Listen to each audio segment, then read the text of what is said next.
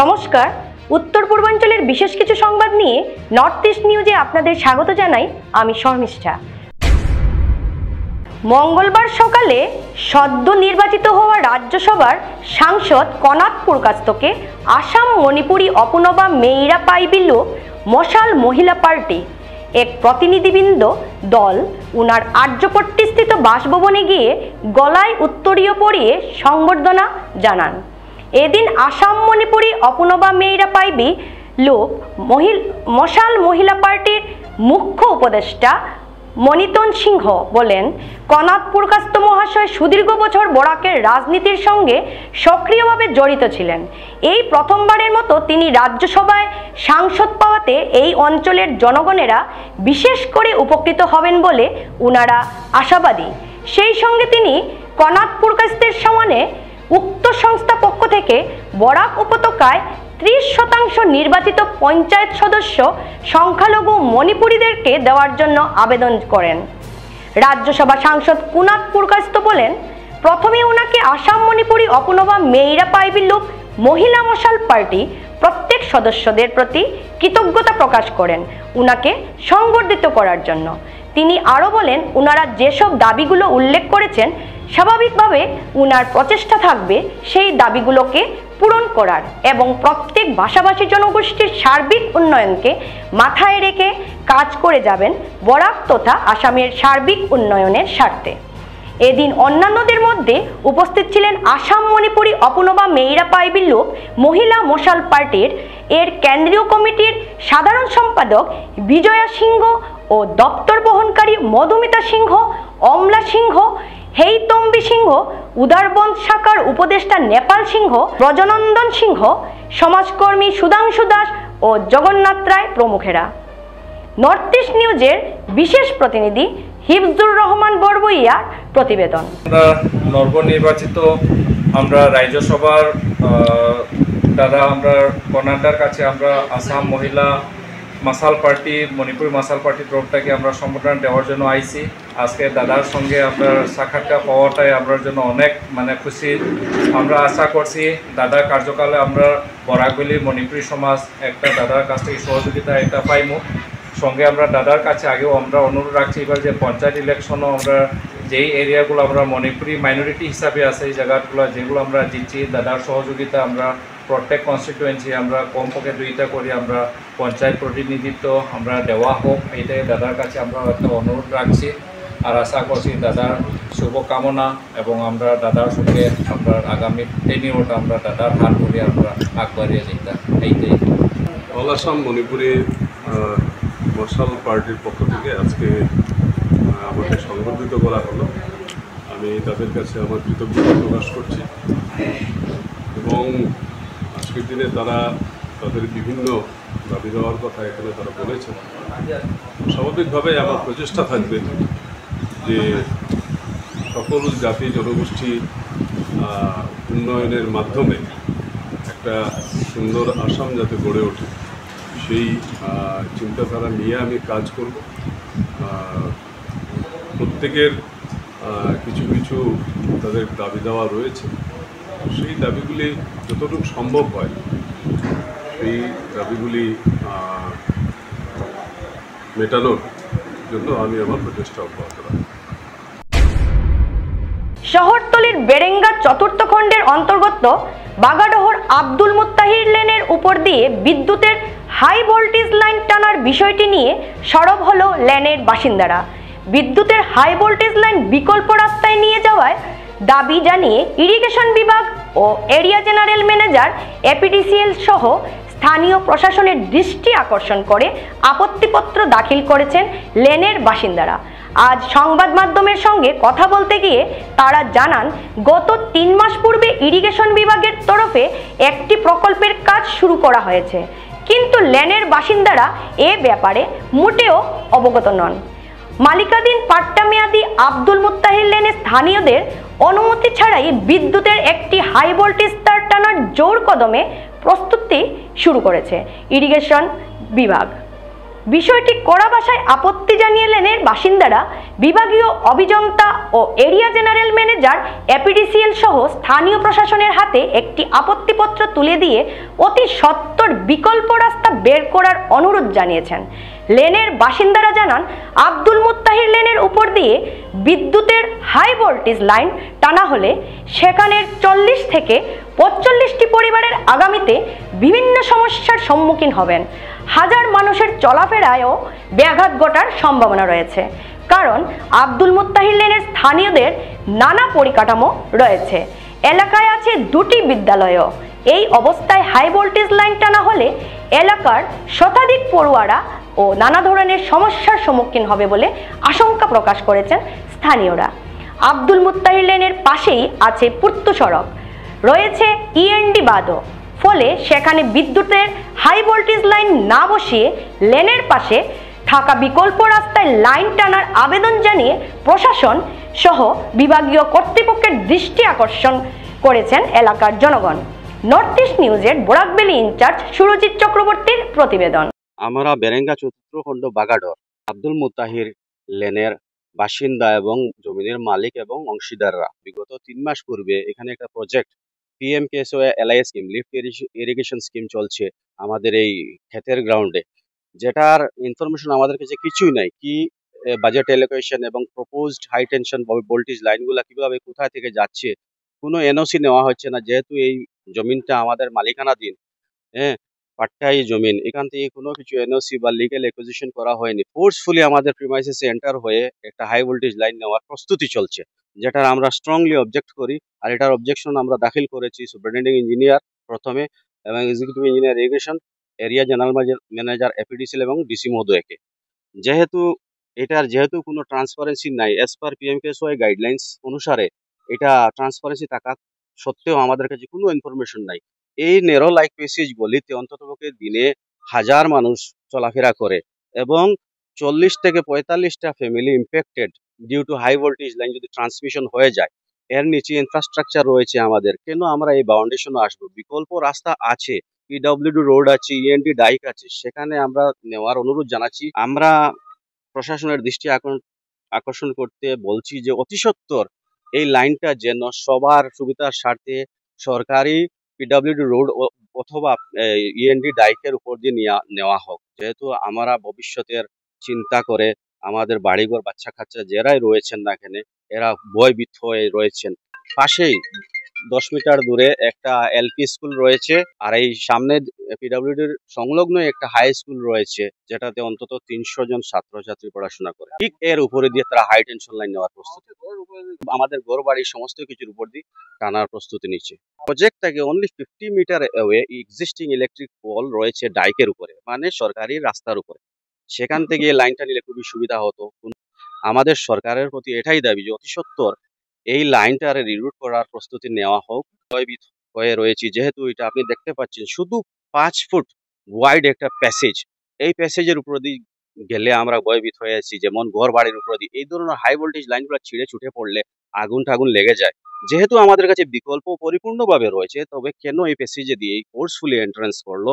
আমরা বারংবার এপিডিসিএল এবং ইরিগেশনের পদাধিকারীদেরকে এই যে অবজেকশন পত্র জমা দেওয়ার পরিবর্তে কোনো রেসপন্স না আসাতে আমরা একটা RTI জমা দিয়েছি গত 18 তারিখে, যেটাতে আমরা দাবি, please provide a copy of the proposed road map showing the alignment for the electric line with the specification.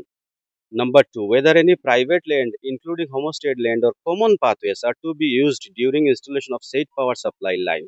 এই ধরনের 8টা কোয়েশ্চেন আমরা রেজ করেছি, সেটার উত্তর এখনই আসেনি, যেহেতু 30 ডেজ পরিপূর্ণ হয়নি। যা আমরা অপেক্ষা করছি তাড়াতাড়ি যেন এই অথরিটিগুলা এইগুলার রিপ্লাইটা জবাবটা দিয়ে দেয়। আপনারা দেখতে পাচ্ছেন এই নেরো প্যাসেজ গলির উপরে দিয়ে গ্রিনারি রয়েছে। আমরা যদি এই ধরনের লাইন যায়, গ্রিনারি ইম্প্যাক্ট হবে, ভবিষ্যতে বাউন্ডেশন লেগে যাবে আমাদের উপর এবং ঘরের উপর দিয়ে কিভাবে এই ধরনের হাই ভোল্টেজ লাইন। আর সব থেকে বড় বিষয় হলো গিয়া কোনো অ্যাকুইজিশন নাই, কোনো স্টেক হোল্ডারের কনসেন্ট নাই, কোনো নোটিফিকেশন নাই। কন্ট্রাক্টর যেমন ফোর্সফুলি আমাদের প্রিমাইসেসের উপর দিয়ে ইন্টারফেয়ার করে এই ধরনের কাজটা চালিয়ে যাচ্ছে। আমরা এই বিষয়ে নিয়ে জোরালো প্রতিবাদ জানাচ্ছি, যেন এটা রিরুট করা হয়, অতি সত্বর রিরুট করা হয়। বিধায়ক নিজামুদ্দিন চৌধুরীর সমষ্টির মানুষের এখনো ভরসা বাঁশের সাঁকো। আলগাপুর বিধানসভা এলাকা এলাকার চিপরসাঙ্গর জিপির সিঙ্গারিপাড় গ্রামের মানুষের চলাচলের জন্য আজও নেই রাস্তাঘাট। বন্যা শেষ হতেই নৌকা ছেড়ে এবার যাতায়াতের জন্য বাঁশের সাঁকো তৈরিতে ব্যস্ত হয়ে পড়েছেন সিঙ্গারিপাড়ের জনতা। চিপরসাঙ্গন জিপিতে পঞ্চায়েত প্রকল্পের টাকা নিয়ে রীতিমতো হরিলুট চললেও এখানে একটি পাকা সেতু বা কালভার্ট নির্মাণের জন্য মাথা ব্যথা নেই। নর্থ ইস্ট নিউজের বিশেষ প্রতিনিধি হিফজুর রহমান বড়বইয়ার প্রতিবেদন। আরে লইয়া ইলেকশন খেলাইছেন তুতাকি টান গেছে, আমরা বহুত আটাহাটি করছে, খালি আশা দেন দিতা দিতা কইয়া দেন না। এর বাদে তাই তো এখন তো রানিং মানে এমএলএ হইয়াও আমরা দিলা না। আমরা বড় কষ্ট ভোগ করি আর ঘরে ঘরে কালভার্ট হইল, কিন্তু এই জায়গাখানো কালভার্ট হয় না। আমরা বেটাইন বেটিন মুরুতা মুরুতায় সবে কষ্ট করি আর কষ্ট সীমা নাই। তোমার যাতায়াতের কিতা ও রাস্তাটাও মেইন নি না? আমরা ও রাস্তা ছাড়া তো আর কোনো বাইদি রাস্তা নাই, আমরা ও রাস্তায় যাবো। নিজামতদির গেছে কইলা আপনারা গেছেন, কেমন আগে গেছলা? এটা তো গড়ে তান মারে লইয়া তুই ইলেকশন খেলিছিলা, ডিফিট খাইছিলা, হতু থেকে আমরা যাবা বা করি। আর আজ দিন পর্যন্ত তাই তো এমএলএ হইলা 3-4 তো তাই তো এমএলএ হইয়া। এর বাদেও আমরা আশা দেই, আশা দেওয়ার বাদেও তো তাই কোন সময় কালো আমরা কামটা করে দিলা না। তান ব্যক্তিগত তো ওবাইদি ফুলে দি ফার হইলা, ইলেকশন খেলিলা, ভোট নিলা, ও ফুলো যাইতে সময় পড়ি দিতে আসলা, কথা দিলা বলে দিমু দিমু কইয়া আজ দিন পর্যন্ত দিলা না। এইখানতে বসতি তো আমরা আপনারা কেমন মানুষ হইবা? এখানো তো কম হইলে মানুষ তো 1500-2000 মানুষ হইব। পালংঘাট উন্নয়ন খণ্ডের অধীন পশ্চিম রুকনি জিপির রুকনি চা বাগানে জিপির 70% মানুষ বসবাস করেন, কিন্তু 1992 সাল থেকে রুকনি চা বাগান থেকে কাউকে জিপি সভাপতি পদে নির্বাচন করা হয়নি। ঘটনাটিকে ঘিরে মঙ্গলবার তীব্র প্রতিক্রিয়ার সৃষ্টি হয়। এদিন রুকনি চা বাগানের সহস্রাধিক জনগণ জিপির 7 নং গ্রুপ সদস্য রাজেন্দ্র কুমার নুনিয়াকে জিপি সভাপতি নির্বাচন করার দাবিতে তীব্র স্লোগান দিয়ে এলাকা কাঁপিয়ে তোলেন। উল্লেখ্য, এদিন কাছাড় জেলার বিজেপি দলের অবজারভার হেমাঙ্গ শেখর পশ্চিম রুকনি জিপিতে এসে জিপি সভাপতি নির্বাচনের জন্য গ্রুপ সদস্যদের মতামত সংগ্রহ করতে আসেন। এ সময়ই ক্ষোভে ফেটে পড়েন রুকনি চা বাগানের সহস্রাধিক জনগণ। নর্থ ইস্ট নিউজের বরাকবেলি ইনচার্জ সুরজিৎ চক্রবর্তীর প্রতিবেদন।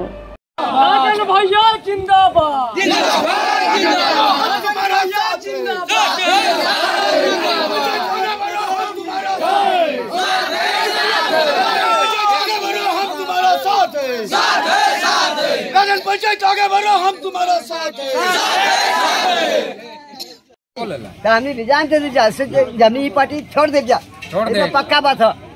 क्या पार्टी छोड़ देंगे? क्या हमने पार्टी छोड़ दे छोड़ दे दिया, यदि हम रुकने में यदि आज पंचायत ना पाई जाए तो हम पार्टी छोड़ दे दिया। कौन पार्टी? बीजेपी छोड़ दे दिया, बीजेपी छोड़ दे दिया। हमने क्या कौन मीटिंग होके ना दे दिया। আমরা এবার রাজেন নুনিয়ার যদি আমরা পঞ্চায়েত জিপি পঞ্চায়েত যদি দেয় না তা আমরা পুরা পার্টি ছাড়ি দিব, বিজেপি পার্টি ছাড়ি দিব, আমরা ছাড়ি দিব, পার্টি ছাড়ি দিব, কোন পার্টি ছাড়বা? বিজেপি পার্টি ছাড়ি দিব। हमको तो ये चाहिए, रुकने बगान में आज हम वोट देते देते आकर 35 साल हो गया, लेकिन आज तक रुकनी जीपी में रुकनी एरिया के रुकनी जीपी लेकर सब इलेक्शन खेलते हैं, लेकिन रुकनी में हम आज जीपी नहीं पाया, एपी नहीं पाया। एक एपी मिलता है तो जीपी नहीं मिलता है। हमको रुकनी बगान में जीपी चाहिए, हमको रुकनी बगान में जीपी चाहिए। हम लोग को जीपी चाहिए, जीपी चाहिए। দাদা, আজকে আমরা একত্রিত হয়েছি এখানে। আমরা বিগত কয়েকদিন আগে পঞ্চায়েত নির্বাচন গেছে, আমরা জয়ী যতজন মেম্বার আসলাম, এই মেম্বার বা আমরা বুথ সংগঠনের যতটি কমিটি আসলো সবাই নিয়ে এখানে আজকে ডিস্ট্রিক্ট থেকে অবজারভার আইসলা। তাই আমরা অপিনিয়ন নিতা করিয়া যে পাবলিক বা এই সংগঠনেরা কি মতামত আগামীতে কারে পঞ্চায়েত সিলেকশন করা হয় এই বিষয়ে আমরা আজকে পুরা জনসাধারণ নিয়েও এখানে একত্রিত হইলাম। এগুলা সবাই হইল রুকনি চা বাগানের জনসাধারণ, যেখানে আমরা রুকনি জিপির 4টা গ্রুপ এক জায়গাতেই আছি। রুকনি বাগানের 4টা গ্রুপ এক জায়গাতেই আছি। এই রুকনি জিপির বর্তমানে যে 10টি গ্রুপ রয়েছে, এখানের 4টা গ্রুপ আমাদের রুকনি বাগানেই রয়েছে। মঙ্গলবার আসামের মুখ্যমন্ত্রীর উদ্দেশ্যে স্মারকলিপি প্রদান জেলা প্রাথমিক শিক্ষা আধিকারিকের মারফত সারা আসাম মধ্যাহ্নভোজন কর্মচারী ইউনিয়নের উল্লেখ্য, অসম সরকারের মধ্যাহ্নভোজন প্রকল্পটি রাজ্যের সকল জেলাতে পর্যায়ক্রমে রূপায়ণ করতে অক্ষয় পাত্র ফাউন্ডেশনের নিকট হস্তান্তর করার জন্য পরিকল্পনা নিয়েছেন। শুধু অসম মধ্যাহ্নভোজন কর্মচারী ইউনিয়ন সরকারের এই সিদ্ধান্তকে তীব্রভাবে বিরোধিতা করেছে। সরকারের এই হঠকারী সিদ্ধান্তের ফলে প্রাথমিক বিদ্যালয়ের শিক্ষার্থী শিশুরা পুষ্টিকর খাদ্য থেকে বঞ্চিত হবে এবং প্রকল্পটি রূপায়ণে 2005 সাল থেকে গুরুত্বপূর্ণ ভূমিকা পালন করে। আশারন্ধন কর্মীরা সামান্য পরিমাণের সাম্মানিকে কাজটির ভবিষ্যৎ অনিশ্চিত হয়ে পড়বে। কেন্দ্রীয় সরকারের দ্বারা পরিচালিত মধ্যাহ্নভোজন প্রকল্পটি রূপায়ণের ক্ষেত্রে বলা হয়েছিল যে বিদ্যালয়ের পরিসরে সতেজ রান্না করা খাবার শিক্ষার্থী শিশুদের যোগান দিতে হবে। রন্ধন কর্মীরা নিষ্ঠা সহকারে বিদ্যালয়ের শিশুদেরকে 2005 সাল থেকে সেবা করে আসছে। সরকারের এই সিদ্ধান্তে শিশুদের সতেজ খাবার থেকে বঞ্চিত করবে, কারণ কেন্দ্রীয় রন্ধনশালাতে নিশারাত্রি থেকে প্রস্তুত করা খাদ্য দুপুর 12টায় পরে বিদ্যালয়ে পরিবেশন করা হবে। নিশ্চিতভাবে দীর্ঘ সময় প্রস্তুত করা খাদ্যর পুষ্টিগুণ যথেষ্ট কমবে। অন্যদিকে সামান্য পরিমাণের সাম্মানিকের কাজ করে আশারন্ধন কর্মীদের কাজের নিরাপত্তা থাকবে না। তাই সরকারের এই হঠকারী সিদ্ধান্ত প্রত্যাহার করা এবং এখনও যেসব বিদ্যালয়ের সমূহে এনজিও এর দ্বারা খাদ্য যোগান দিয়ে যাচ্ছে তা বাতিল করে পূর্বের অবস্থায় নিয়ে যাওয়ার জন্য দাবি জানাচ্ছে ইউনিয়ন। নর্থ ইস্ট নিউজের প্রতিনিধি রাজুদের প্রতিবেদন।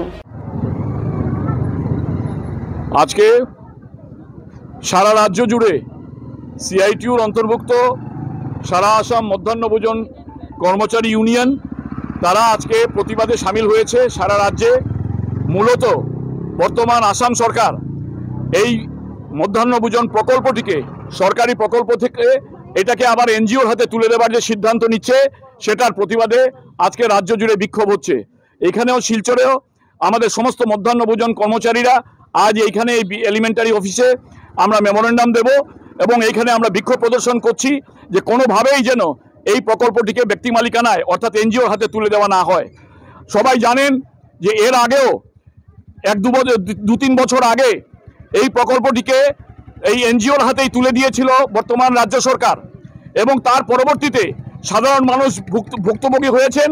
তারা দেখেছেন যে কিভাবে জঘন্যতম খাবার পরিবেশন করা হচ্ছে স্কুলের ছোট ছোট বাচ্চাদেরকে এবং সেই সময়ে এই মধ্যাহ্নভোজন কর্মচারীরা যে তীব্র আন্দোলন গড়ে তুলেছিলেন, কোনো খাবার দাবারকেই পরবর্তীতে তারা সেখান থেকে বার করতে দেয়নি। এই পরিস্থিতিতে রাজ্য সরকার বাধ্য হয়েছিল এই প্রকল্পটিকে এই এনজিওর হাত থেকে তুলে নিতে। আবারও তারা এই ষড়যন্ত্রে লিপ্ত হয়েছে। সুতরাং আজকে সারা আসামের মধ্যাহ্নভোজন কর্মচারীরা হুঁশিয়ার করে দিচ্ছে সরকারকে, যদি এই ব্যাপারে তারা পরবর্তী পদক্ষেপ গ্রহণ করেন তাহলে আসামের মধ্যাহ্নভোজন কর্মচারীরা এইখানে যে দৃষ্টান্ত স্থাপন করবে, সারা রাজ্যে যে প্রচণ্ড রকমের তীব্র আন্দোলন গড়ে উঠবে এবং তার জন্য দায়ী থাকবে এই রাজ্য সরকার।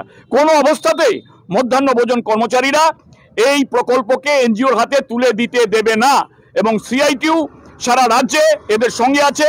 সিআইটিউর সমস্ত সংগঠন এদের সঙ্গে এই প্রতিবাদে সামিল হচ্ছে এবং আগামীতেও এই সমস্ত আন্দোলনের ক্ষেত্রে সিআইটিউ সহযোগী শক্তি হিসাবে পূর্ণ ক্ষমতা প্রয়োগ করবে যাতে এই আন্দোলনটা তীব্র হয় এবং কোনোভাবেই মধ্যাহ্নভোজন কর্মচারীর প্রকল্পটাকে যাতে এই এনজিওর হাতে তুলে দেওয়া না যায় এবং সেই ব্যবস্থাটাই করবে। তার জন্য এই সরকার এই মধ্যাহ্নভোজন কর্মচারীরা যে যত দূর যেতে যায় তা তত দূরই যাবেন এবং সারা রাজ্যে এই নিয়ে তীব্র আন্দোলন গড়ে উঠবে। এসিসি নেটওয়ার্কে 24 ঘন্টা নর্থ ইস্ট মিডিয়ার বিভিন্ন সংবাদ, সঙ্গীত, নৃত্য, আসন, ক্রীড়া, চলচ্চিত্র, বিনোদনমূলক বিভিন্ন বিষয় প্রচারিত হয়ে থাকে। আপনাদের যে কোনো বিজ্ঞাপন, সংবাদ, সঙ্গীত ইত্যাদি প্রচারের জন্য আমাদের সাথে যোগাযোগ করুন। এসিসি নেটওয়ার্কের পাশাপাশি সোশ্যাল প্ল্যাটফর্ম ইউটিউব ও ফেসবুকে নর্থ ইস্ট নিউজ বাংলা নামের পেজেও আমাদের সংবাদ প্রচারিত হয়ে থাকে। সেখানে কমেন্টের মাধ্যমে আপনার মোবাইল ফোন নাম্বার তুলে ধরুন। আমাদের প্রতিনিধি আপনাদের সাথে অবশ্যই যোগাযোগ করবেন। ভারতের উত্তর পূর্বাঞ্চলের পাশাপাশি অন্যান্য স্থানের বিশেষ কিছু খবরের জন্য দেখতে থাকুন নর্থ ইস্ট নিউজ। ধন্যবাদ।